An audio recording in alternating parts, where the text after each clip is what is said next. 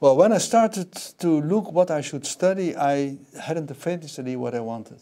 And I did choose economics because you could go in many directions with it: business economics, general economics, etc., etc., etc. And I really didn't know, and so that's why I chose economics, because I could then, I still left a lot of options open to choose finally what I really wanted. And gradually I discovered that I liked to be a general economist.